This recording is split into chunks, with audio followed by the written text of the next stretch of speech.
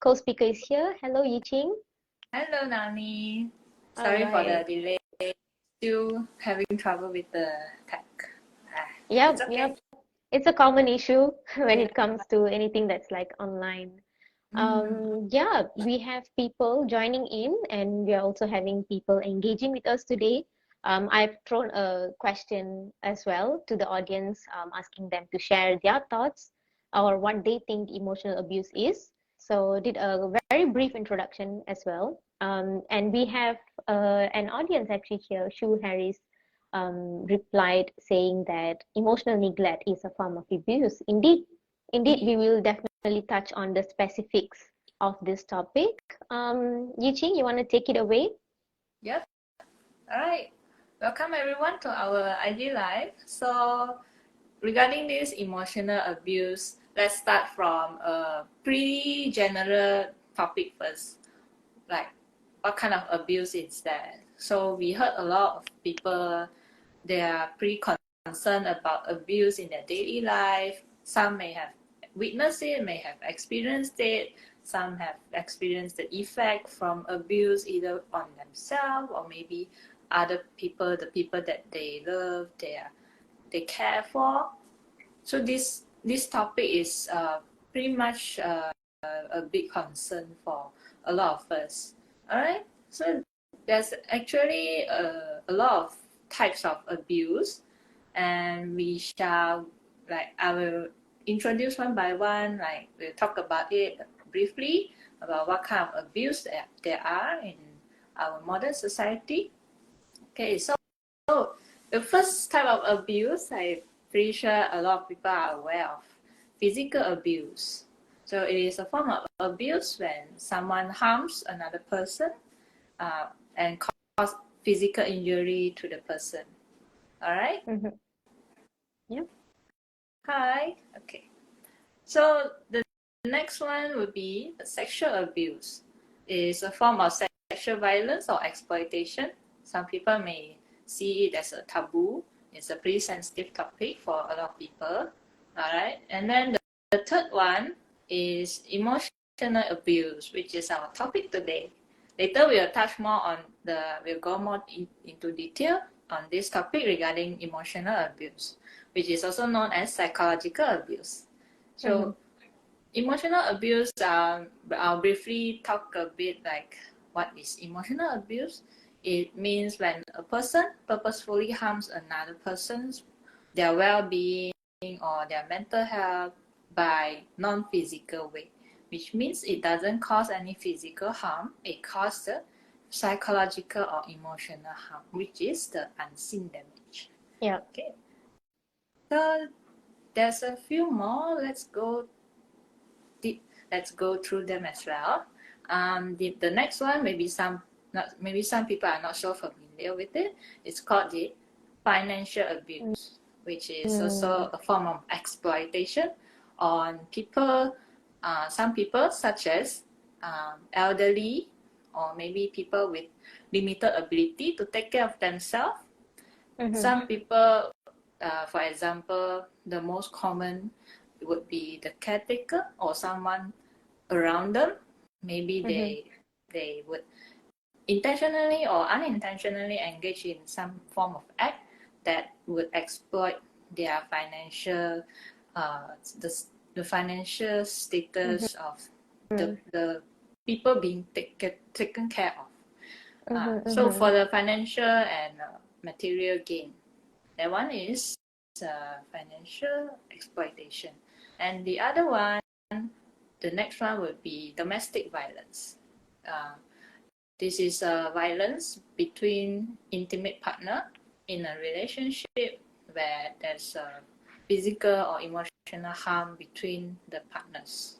Mm-hmm. This is also an issue that has been more common among couples, people in a relationship, and Yeah. then the next one there's five more. The next one will be discriminatory abuse. Mm-hmm.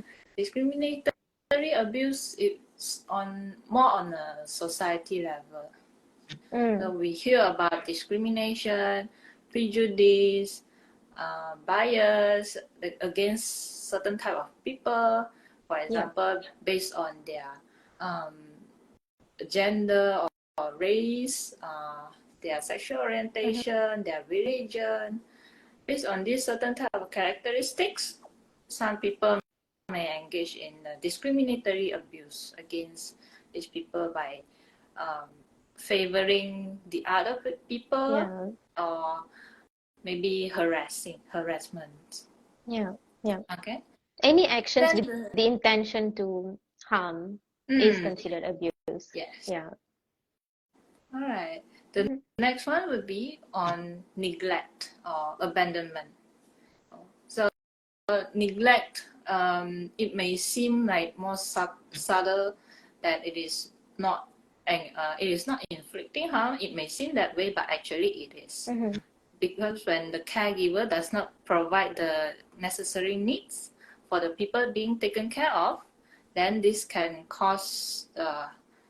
actually cause harm on the well-being of the people being taken care of, because when they don't get the needs they want, they are being a form of maltreatment. They can't really grow or take care of their health, well-being on their own. And then continuing, so there's also workplace violence, which is a form of organizational abuse. Some people may experience a form of intimidation from their superior. They experience the stress from the whole organization, how the place works. If it's in like manageable level, if it can be resolved with communication, with proper action plan and strategies, it is not considered abuse if it's manageable. However, if it escalates, still it gives the person stress or negative effects on their well-being. That is when it becomes a form of workplace violence. So maybe people can have a bit more awareness on whether is it a like common conflict that can be resolved, or is it a violence that need to be taken action on. Okay. The last two may be a bit more uncommon, or people hear less of them. So there's this term called slavery, which maybe we heard more of them in the ancient society, or maybe in books we heard more of them, but then actually in the modern society there's still slavery happening, although maybe we don't heard as much of them compared to the previous generations, but there are still actually slaveries. For example, human trafficking, forced labor, domestic slavery. So these individuals, they are often coerced or being deceived into the situations that they are being trapped there, working without getting proper compensation, without the means to escape. Okay. The last one would be self-neglect. So the previous neglects are a lot of them are, I think most of them are from the external parties, but then there's also a form of neglect when the person themselves, we couldn't take care of our own health and safety. There's less regard of own general hygiene, health, safety, or the unwillingness to manage our own personal affairs. That's when self-neglect happens.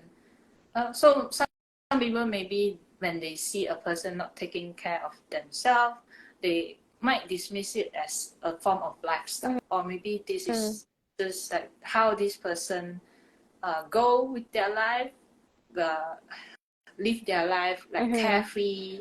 But then when it actually causes harm towards the person or the people surrounding, that's when some actions need to be taken regarding this self-neglect. So Nani, do you have any comments regarding that many types of abuse I've introduced just now? Yeah, one thing I noticed is that there are overlaps between these different types of abuse.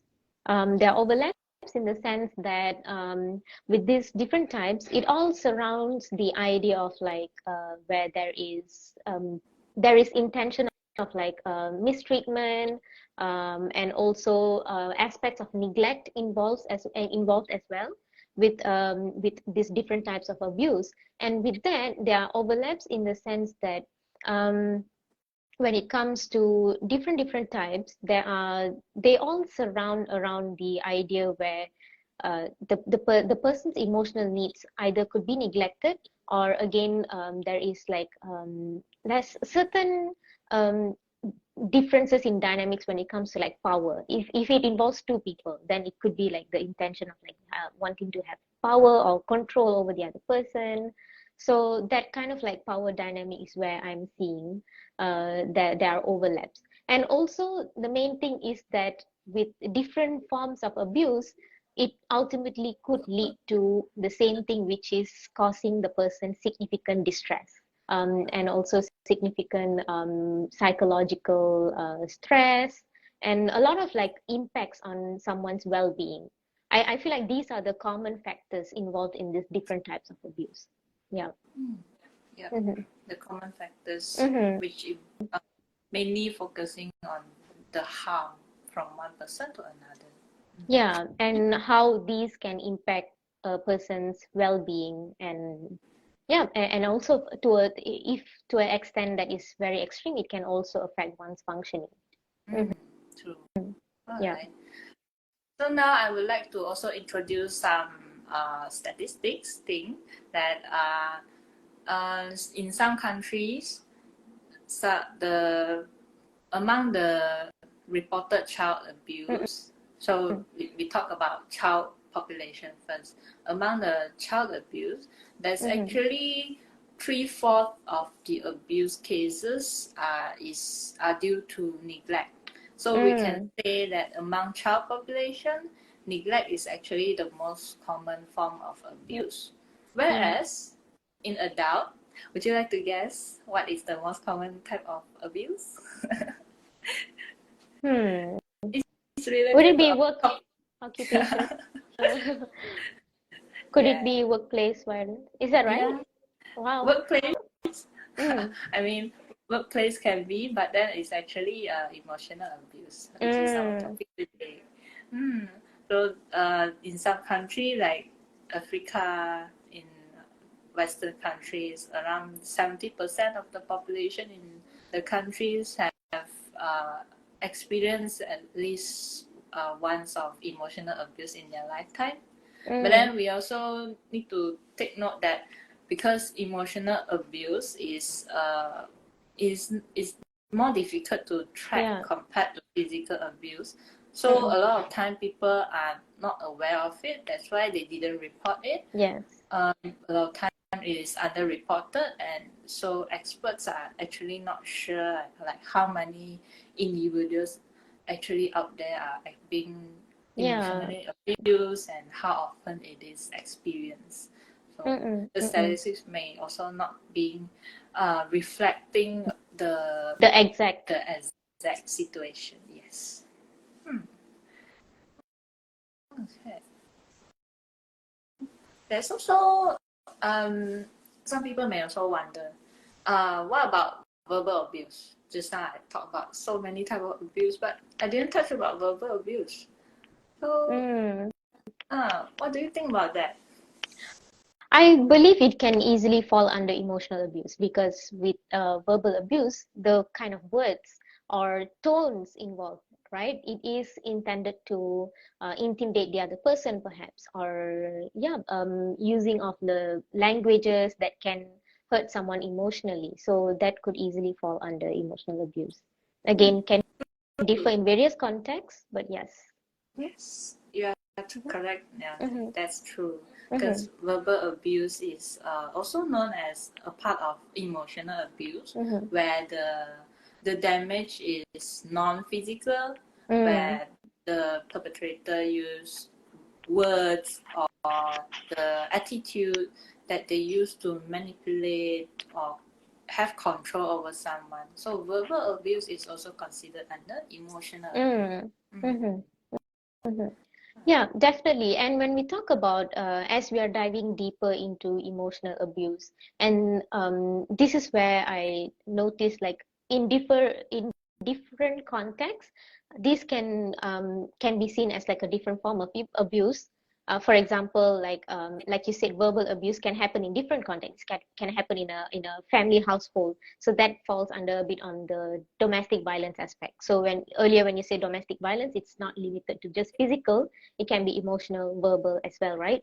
And those kind of like similar insults, for example, those kind of verbal abuse in a workplace setting, then that's a different kind of abuse. But bottom line is that there are overlaps between these kind of things, and when it is causing distress to someone, and also yes, neglect as well, regardless of the context, when it's causing emotional difficulties in someone, that is a form of abuse. So this can take many shapes and forms. It can be take the shape of it can take the form of threats, blackmails, and can be emotional blackmails, right?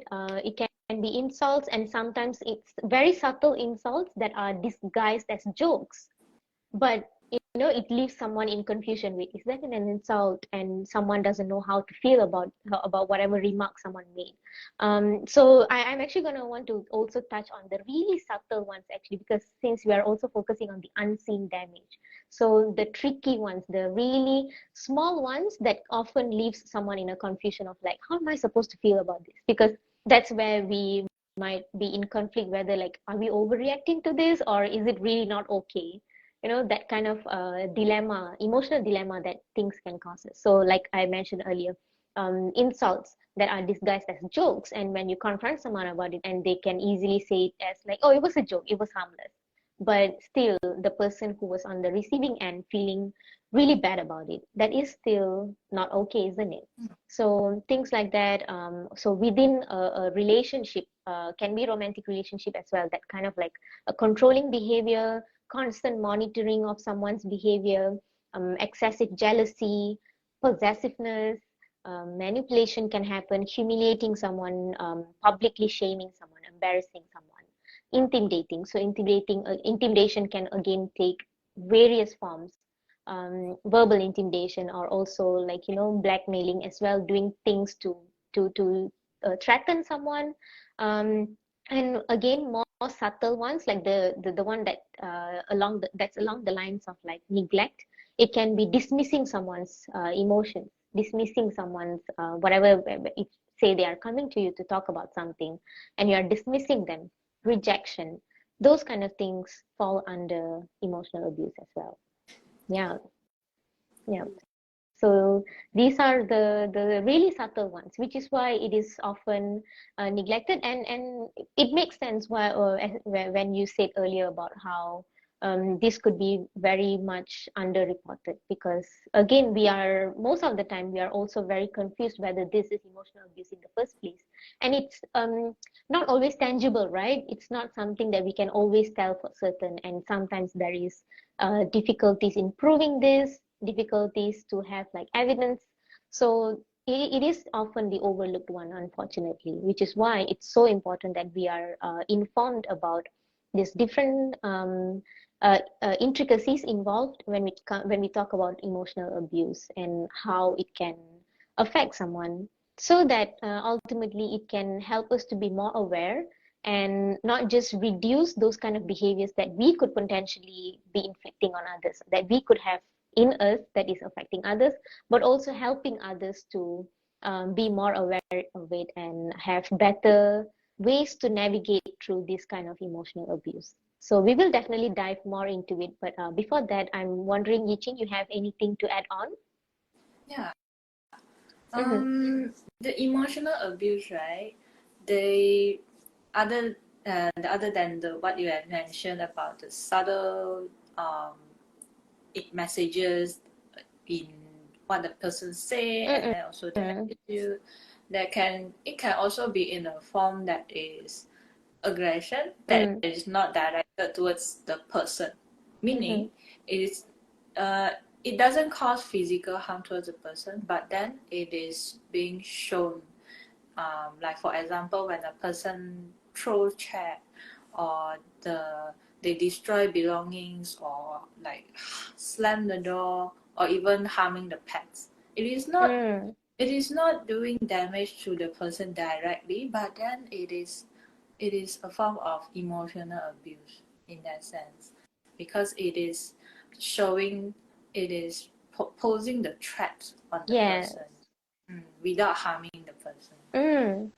Indeed, indeed. I'm glad you mentioned it because it's getting clearer how this can be overlooked, right? Because one can easily justify saying that, but I didn't cause any harm to to that person. But indirect ways of threatening someone possibly, or like, doing things intended to mistreat someone, that definitely fall under the definition of abuse, actually. Yes, like, doing things intentionally to with the intention to hurt someone, to harm someone, and hurting emotionally, right? Things like throwing someone's personal belongings away, and I noticed this, right, normalized in like certain, could it be in media, could it be in like movies and whatnot. Those kind of things are normalized to a certain extent, even glorified as like, oh, these things happen normally, between, especially in like romantic relationships. The first scene that came to my mind is, how certain movies, they normalize, after breakup, they just normalize throwing someone's personal belongings, or like, those kind of like accusations and like back and forth argument that happens, and like doing certain things with the intention like to get back at someone, to take revenge. Well, bottom line is that there is, regardless of the situation, the things that we do with the intention to hurt someone, to harm someone, well, it falls under emotional abuse. So this is a point for reflection, I believe, to all of us, to take a step back and reflect whether we could potentially engaging in these kind of things in certain situations, because it is falling under the definition of emotional abuse. And of course, sometimes when we are not aware of like, oh, this in this action is actually harming another person, and that's not okay. Sometimes we don't realize that these things are not okay, and we continue doing those things. And again, more subtle ones, things like, backhanded compliments. You want to compliment someone, but again, when it's backhanded, it sounds like a compliment, but really, is it a compliment? The other person is like, left with confusion, like, oh, how am I supposed to take this? Is this actually a compliment? But I didn't feel good about it. So subtle things like that. Things like, even when you do something that may have hurt the other person, and this again could be that, you didn't intend to hurt them, but they got hurt, and when they confront you about it, you give like some kind of like an insincere apology. That is also not okay as well. It can sound along the lines of like, when someone said like, hey, I'm hurt about this, and then you probably deflecting by saying that, oh well, I'm sorry, but you did this. That is not a sincere apology. So those Like kind of things. pushing the responsibility over to the person back. Yes, exactly. So those kind of things, it sounds really subtle, right? And we often find ourselves doing that as well. And we often say things like, I'm sorry that you feel this way. You're not actually apologizing for your behavior. You're actually apologizing for the way the other person feels. So there is lack of acknowledgement on or responsibility for whatever actions or behavior that we did that may have harm the other person or hurt the other person intentionally or not intentionally. Or we could easily also deflect by saying that, well, remember the time you did this. Again, not taking responsibility, and instead accusing the other person, deflecting, invalidating the other person's feeling. So these kind of things, definitely fall under this criteria. And I can see how people can be like, wow, that is such a huge word to use, like to call these kind of things. These seem like really small things, but to call it emotional abuse, wow, that is such a huge word to use, right?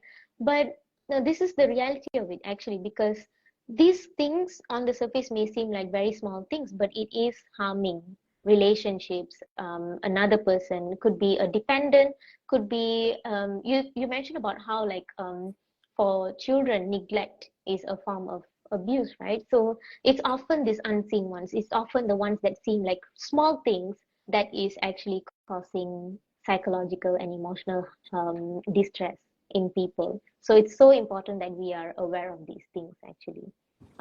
Yeah, I would like to touch a bit more on the neglect part, but I'm wondering if you have anything to add on, Li Ching? I'm fine from my part. You explain a Mm-hmm. lot. It's pretty detailed.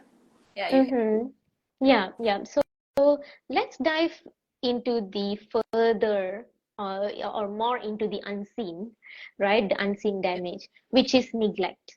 Yeah, and as you mentioned, it happens a lot among children, and that is such a sad thing to hear actually, because children are deserving of, are deserving, not just deserving, they are supposed to have their basic needs fulfilled. So neglect means that some kind of need is not being fulfilled. So could be basic needs, could be emotional needs. So neglect is definitely something that is harming, right? And this can also continue well into adulthood as well. And those kind of neglects can be something that is learned, and we continue doing that. And we often perceive this as like, oh, this is how families are. We don't focus too much on like how the other person is feeling. We just neglect each other's emotions and we just get on with our day. This is how the cycle of neglect can be passed on from one generation to another, and the cycle just continues. And we continue doing that, and that is where it's important that we address this kind of cycle that's happening and be the one to break that cycle. It's so important.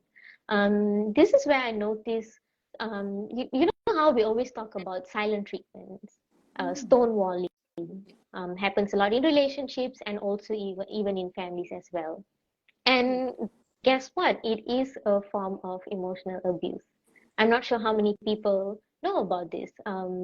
But yeah, this is something which is a form of emotional abuse. Stonewalling, withdrawing into silence.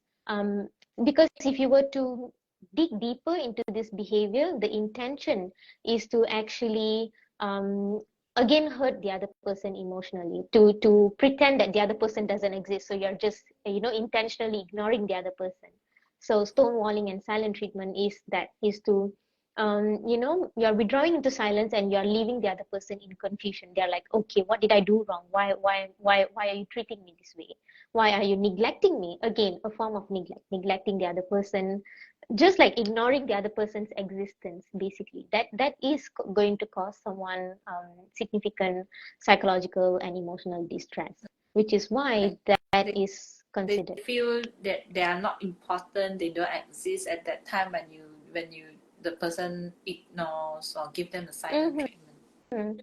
Mm-hmm. Mm. Yeah, so those kind of things definitely takes a hit on someone's emotions, and also like how they feel with you actually, because you are having a connection with this person, be it like in a relationship or in a friendship or even family relationships. These kind of like connections, the interpersonal relationship interactions even can definitely take a hit, have an impact on someone as well. So far we've been talking about like how the emotional abuse, neglect, all of that look like, right? How it can sound like, what are the criterias, but it's so important that we address the effects as well, so that we know the kind of damage or harm that we are unintentionally or intentionally doing.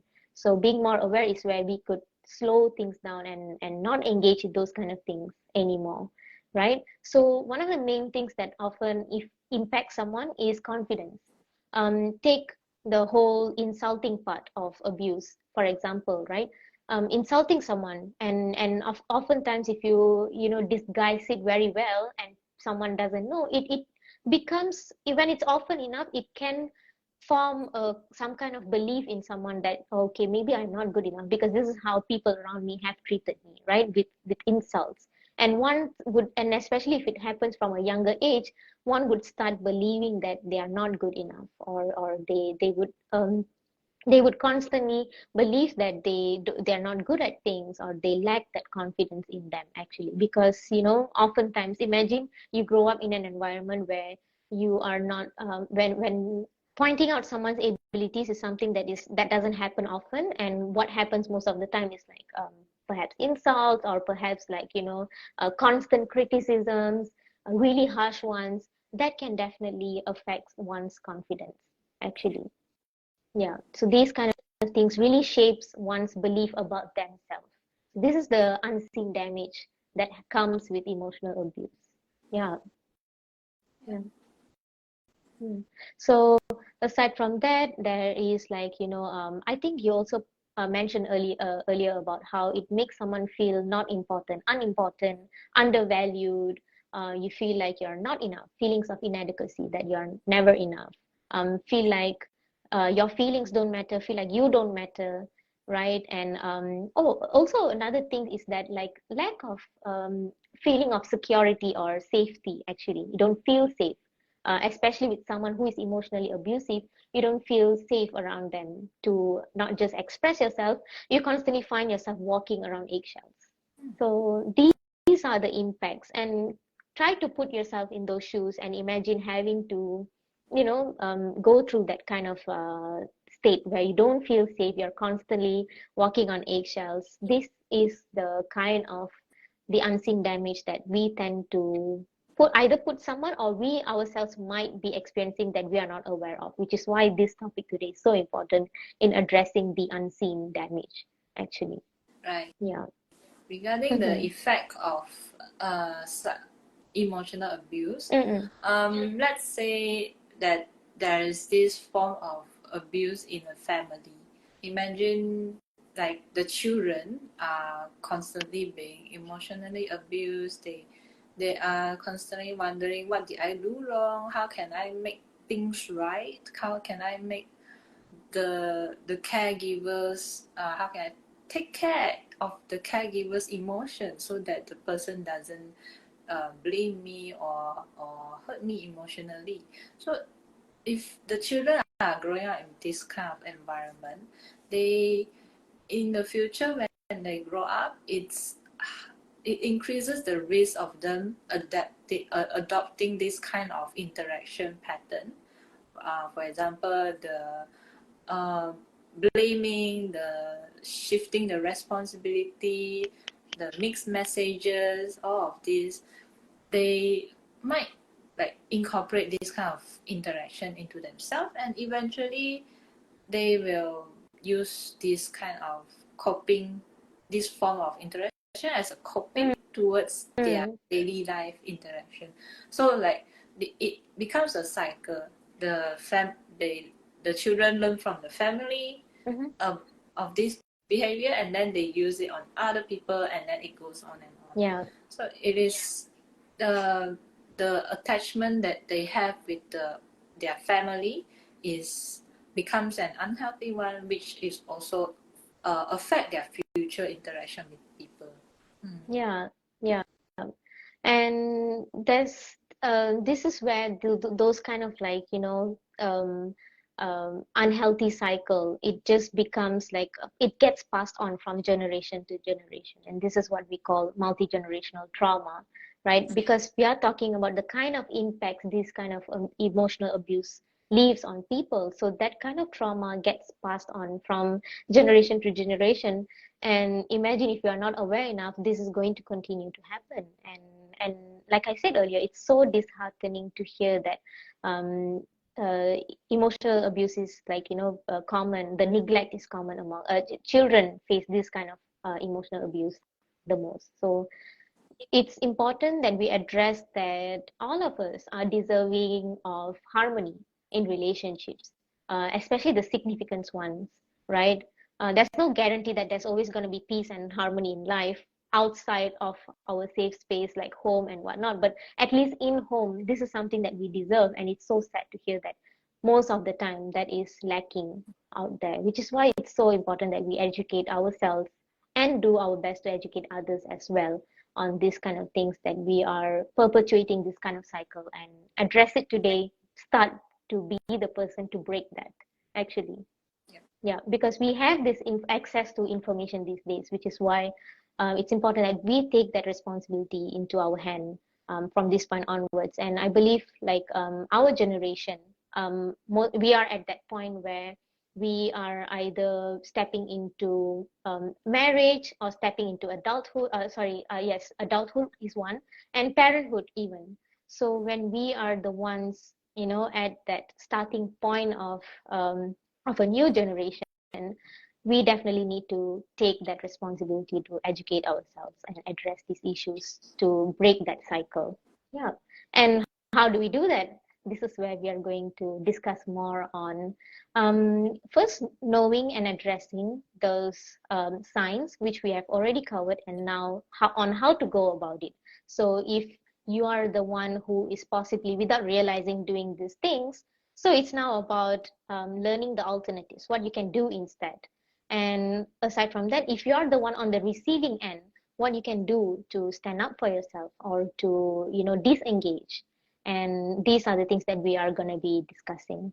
So I'm going to start a bit on first addressing why this happens, right?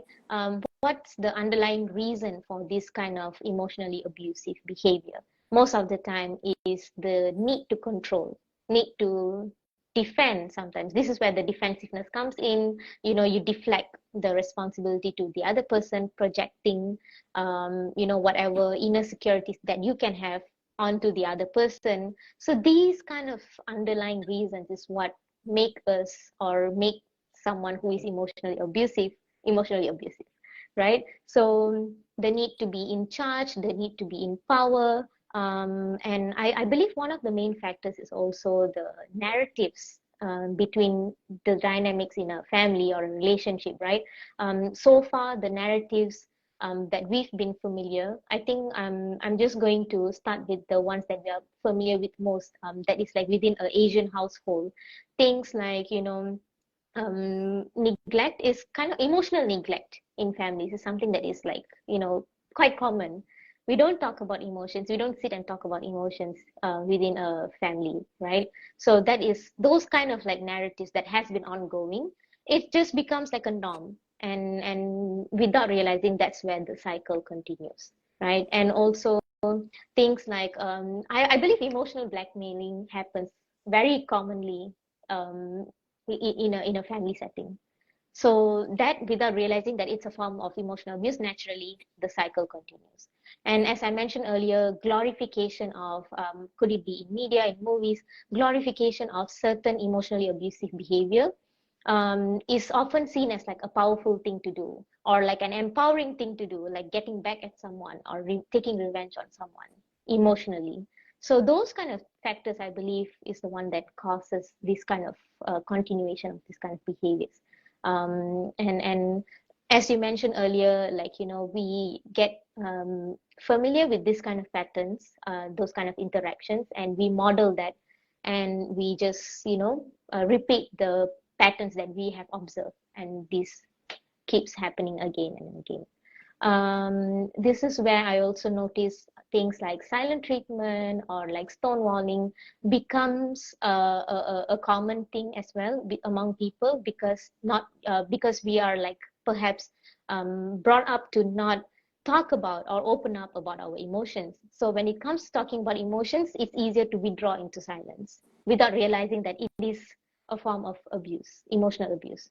So these are Very the often, things that happens. Mm-hmm. very often the people who engage in silent treatment, or just now you mentioned the stonewalling, very often they themselves actually are experiencing the emotional flooding in themselves. They have a lot of Yeah. emotions inside. It's just that they don't know how to express, like Mm-hmm. they have difficulty with managing their own emotions. Mm. That's why sometimes they tend to just uh, go back to their own um, shell, and then just shut down other people, like, don't talk to me, I'm experiencing a lot, and I don't Mm. want you to add more to my stresses and stuff. That's why that's the form of coping that they learn from their maybe their caregiver or their surroundings. So it's important to notice this pattern and take action on it to initiate the change. Yeah, absolutely. And this is where we can do our part in first addressing with any actions or words that we're about to say or any actions that we're about to take. Reflect first on the intention. What's the intention here? What am I trying to achieve from doing this? What am I trying to do actually? And be completely honest about that. And this is an honest conversation between you and yourself, just with yourself actually. And that's where if you find an underlying reason along the lines of the things that I've discussed earlier, for example, if you're trying to be in control of the other person, if you're just finding the need to defend yourself in that situation, or you're trying to be in charge, you're trying to see who's the powerful person here, the kind of power struggle is possibly happening. Is that what's happening, or are you doing this to prove a point, and whatever that is going to take to prove a point is going to harm or hurt the other person emotionally, right? And also reflecting a bit on like whatever you're about to do, is it going to hurt the other person? And just reflecting on that intention would be a good first place to start actually, so that we are taking that pause before we actually unintentionally engage in those emotionally abusive behavior. For Yeah. example, if you are a caregiver or if you are a parent, like when you are interacting with the person you are taking care of, you can notice that if the person is unable to communicate, for example, if they are too young, too old, or they have some illness that they are unable to express themselves, you can start by noticing their reactions, like for example, emotional expression or their body language when you are interacting with them. When like your actions towards them, is it making them comfortable? Is it making them uncomfortable? How are their reactions towards you? That's where you can put your attention to, like, are they accepting this well? Am I hurting them? Am I making them uncomfortable? What else do they need? Is this the thing that they actually need? Mm-hmm. This is for like people who are unable to communicate uh, voluntarily. For people who are able to express themselves verbally, it's the most straightforward is just to ask whether, how do you feel when I act this way? And like, if I do things like this, what's your opinion? What's your thoughts about it? If they are able to express themselves, then good. You can like know what they think, what they feel, and Mm-hmm. communicate the needs between each other. That's Yeah, yeah. how we can start, like, to take action to increase the awareness between and also the connection interaction between each other. Yeah, yeah. That is a great way to welcome the other person to feel emotionally safe with you as well, to actually ask them that, if this is okay, or if our action may have hurt them, or if it's okay. And this is going to come with a second part of it as well, is to be accepting of whatever they are about to say, even if it means that whatever they say is going to anger you, because that's where you're going to have to hold yourself back from defending yourself, because they could be saying things like, actually, yeah, it's not okay, whatever you did actually hurt me, so are you able to take it? That is the second question actually to ask yourself, and to tell yourself, like, by inviting someone to and welcoming them to open up, you should also be okay with whatever that they're about to say, or even if it's going to be hurtful to yourself, it's good to not come back with action, or like or whatever words that you may potentially use to defend yourself, because that's going to make them retreat into or withdraw even more as well. So you are defeating the purpose, because the whole purpose was to welcome a safe space for you and the other person. So, During so mhm. Go ahead. During the interaction, it is good to be mindful of your own emotion and then your own stress level. And when the person is communicating from their side, what do you feel inside? What kind of emotions do you have? Is it anger? Do you feel calm or relaxed, or maybe disappointment? And then also your stress level. Are you feeling, how stressed are you? If a rating of 1 to 10, 1 being the least, 10 being the most, how would you rate your stress? If your stress level is on the high end, are you do you notice what kind of effect the stress has on your own attitude, your own behavior? That's the kind of thing that we can put more awareness into, and then how we present ourselves, Yes. our behavior towards others. Absolutely. I'm glad you pointed out the part about like how we are presenting ourselves, because again, really subtle ways we can, you know how when there's like a communication, it's not always just verbal, it's also non-verbal. Our body language can definitely send across a message. And if you're imagine if you know it's not, there's a mismatch between the words that you're saying and the way you are presenting yourself, it's going to make the other person confused and really feel unsafe as well to open up. For example, if you say like, welcome the other person to have a communication with you. And imagine if you're doing this, like you're like, okay, tell me what's wrong. Is that going to make the other person feel safe to open up? Right? Yeah.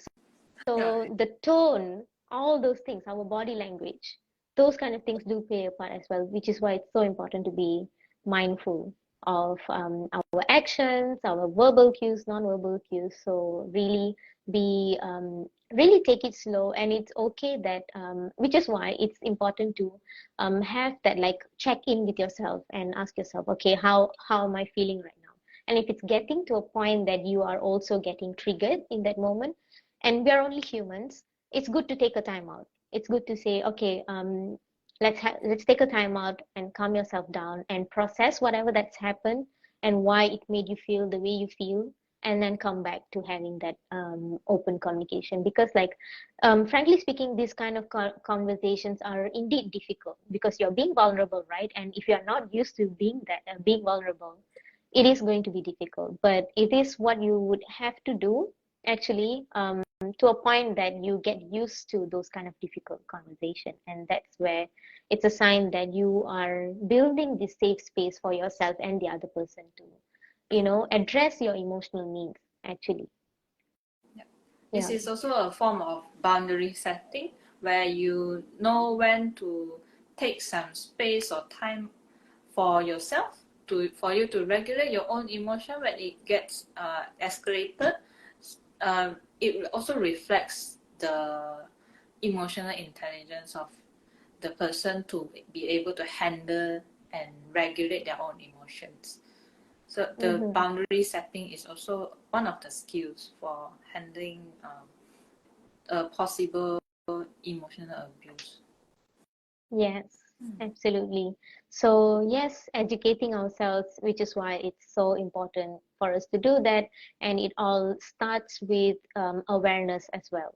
So, whatever that has been keeping that cycle going, that we've been, the multi-generational trauma that we've been talking about, it's that lack of awareness. And we can't keep using that excuse of like, oh, we are not aware of these things anymore, because now we have knowledge and information that's accessible. So it's important that we bring it upon ourselves to have that awareness and create awareness as well. So something that I appreciate is today's audience, like your attendance today, and like that willingness to educate yourself about this.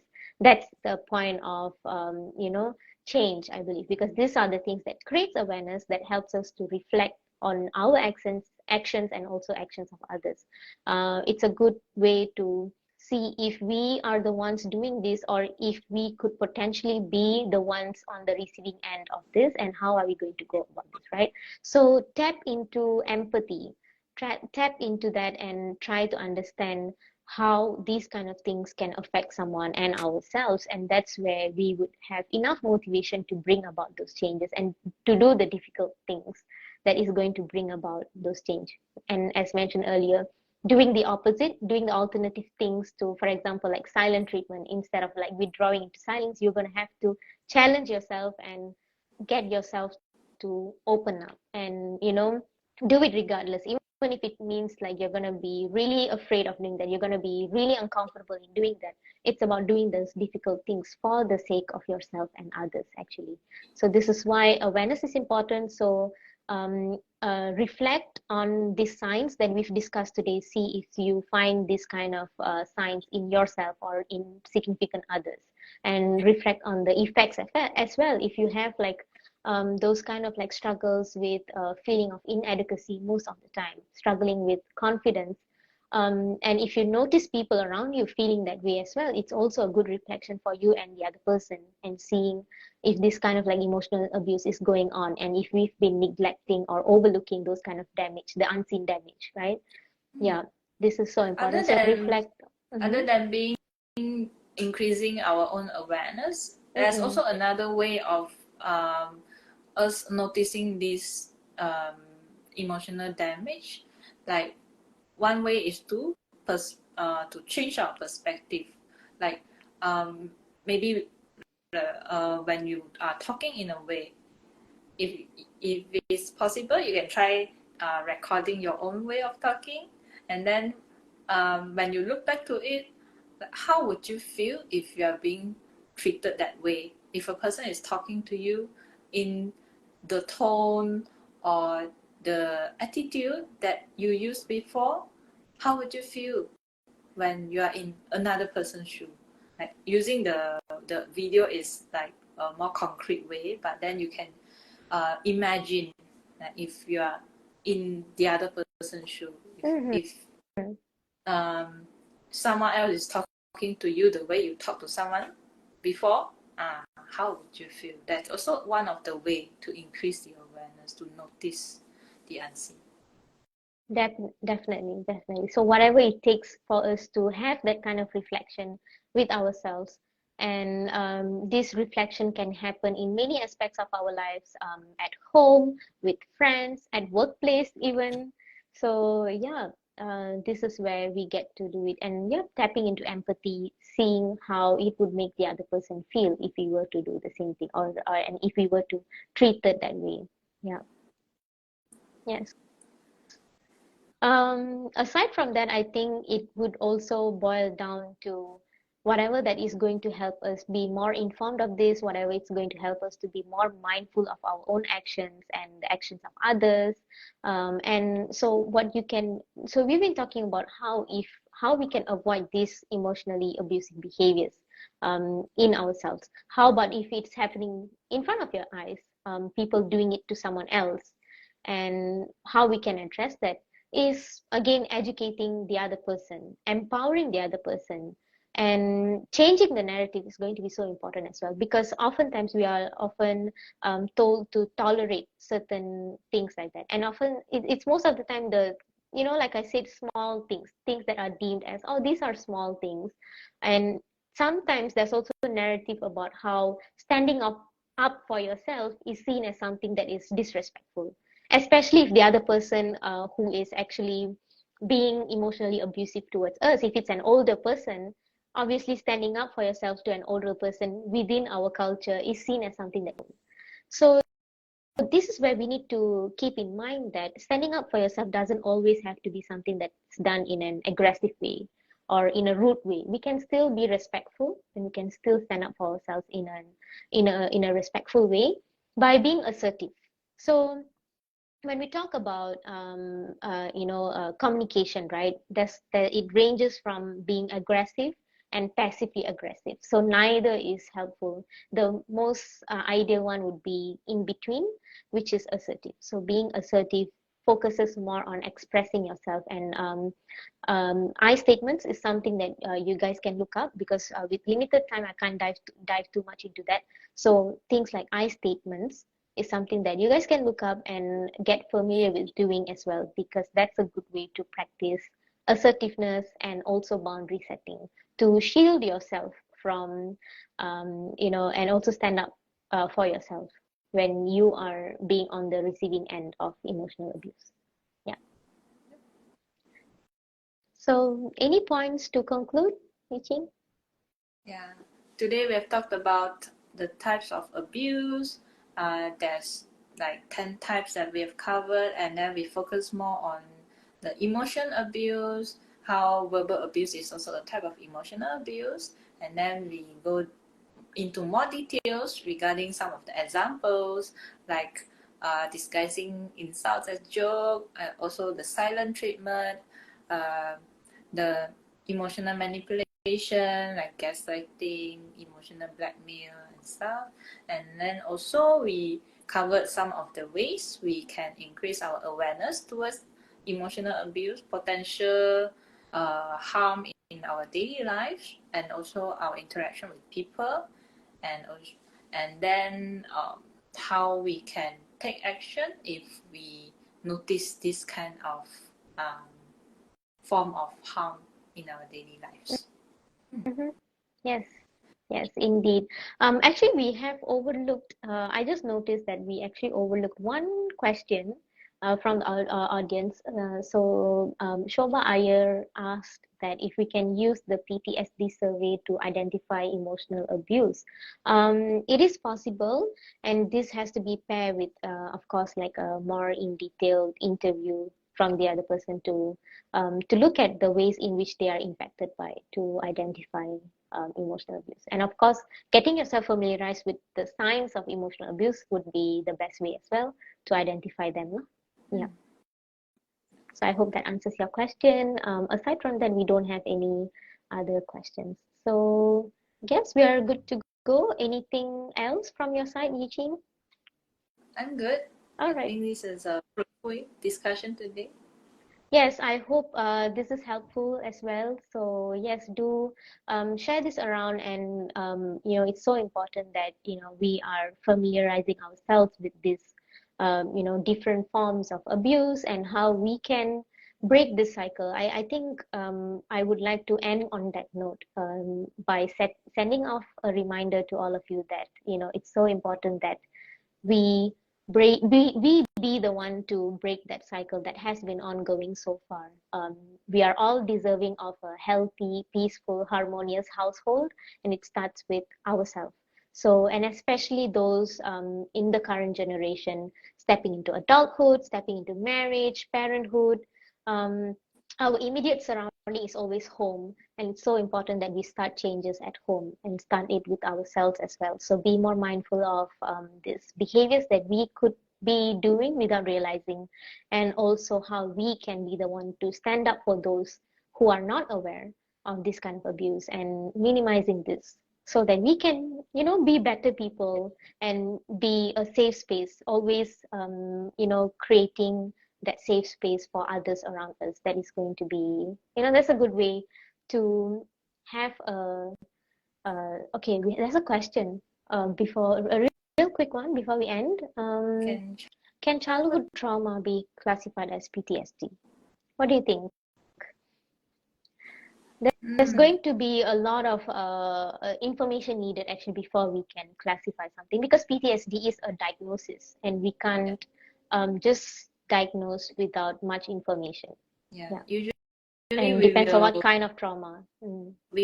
try to understand what kind of trauma the person has, and then we will see whether it fits into the criteria for PTSD. So it will have to depends on the details, and then the types of trauma and what the person experienced, the effects on the person, also the symptoms they have. So that's actually we will need a more comprehensive interview to know more regarding whether is it classified as PTSD or not.